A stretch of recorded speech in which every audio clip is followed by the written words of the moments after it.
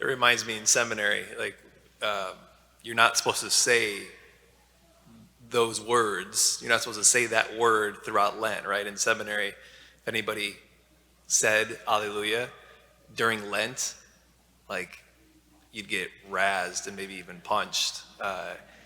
So it's like, it's not to be said until Easter Sunday. So uh, it's kind of ironic. The second day of Lent, here I am just blurting it out at a time. So there's a, I think there's an Italian artist in the 15th or 16th century once said, the greatest gift God gives us, freedom, also carries with it the greatest risk. See, because with freedom, we have the ability to choose. And there is a great risk in that.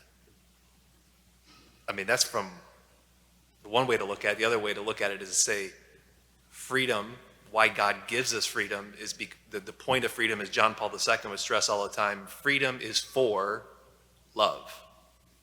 Without freedom, without being free, we can't love. And so we can choose either life or death. That's what we can either choose Jesus or not. And that's what the second day of Lent, what the church proposes in the readings from both the book of Deuteronomy and then here in the gospel. And so even like when humanity is at its worst, think Holocaust, God still allows man to choose.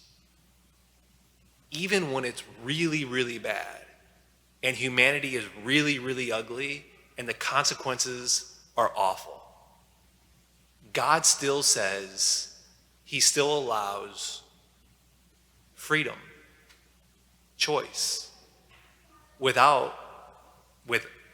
the reason because of that is because without, there would be no love. And so we might think, well, as the Lord, as Moses said to the people, today I've set before you life and prosperity, death and doom. You're like, well, that's easy. I'm going to choose life and prosperity. But later on, it says, again, I've set before you life and death, blessing and curse. Okay, that'd be easy. But we have the next period, the next word is choose life.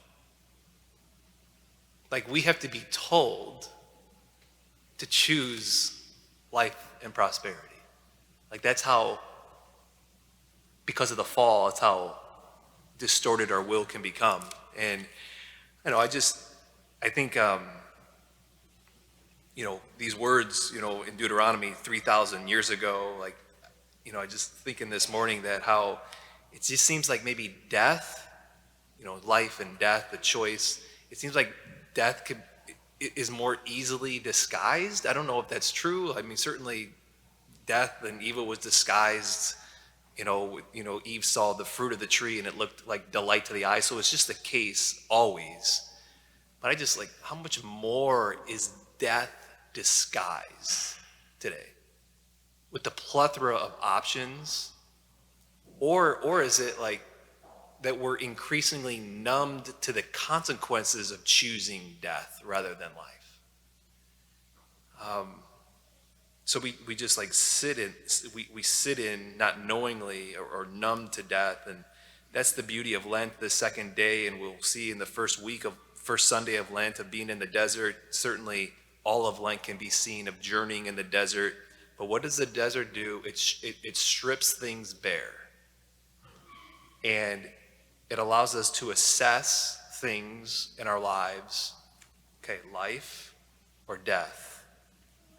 Help me, Lord, give me the grace to choose life. And then in the gospel, Jesus points to himself. But again, notice, what's the first thing? If anyone chooses to come after me. And he goes on, he must deny himself, pick up his cross. But that first clause, if. And, one thing I've been repeating, I found myself in the last week or two in confessional through maybe some advice is don't, and I'm telling myself this, don't be Ask the Lord what it is that he wants us to do in Lent, and don't be afraid if Jesus asks us to do something drastic. Don't be afraid if he's asking us to do something drastic these 46 days. What that might be for you and me, I don't know. But I think these days of Lent, the Lord's inviting us deeper and deeper into his sacred heart. He's inviting us deeper and deeper to more and more life.